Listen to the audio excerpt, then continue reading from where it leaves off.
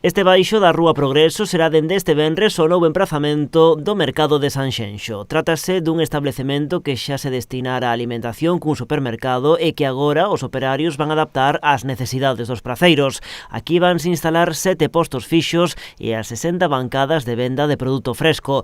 Serán unhas instalacións provisionais, polo menos, para os vindeiros 3 anos, mentre se construe o novo mercado. O importante é abrir o provisional, que van a estar ali, pois habrá que estar ali aproximadamente uns 3 anos, e o venres estará en funcionamento. Esperemos que a xente pois vai ali a comprar para que darlle eso ás persoas que se están trasladando, pois eso, que empecen con moita ilusión ali. A adaptación deste local para convertelo en mercado supuxo un investimento de 50.000 euros. Ademais, o Concello habilitou no aparcadoiro disuasorio próximo un espazo destinado en exclusiva para os clientes da Praza de Abastos. Eu creo que foi un acerto, foi unha boa labor que estuvo facendo o concelleiro Marcos Guisasola, que leva o tema de mercados, e encontrar ese espacio ali prácticamente a 100 metros do outro. Telmo Martín salienta que este emprazamento alternativo mantén a actividade económica preto da súa localización habitual, tentando causar a menor repercusión nos vendedores. Cando sacas o mercado dun sitio, pois a xente suele ir a outro sitio para o mercado, e suele se potenciar, como queda na mesma zona, queremos que tamén que cumpre moitos requisitos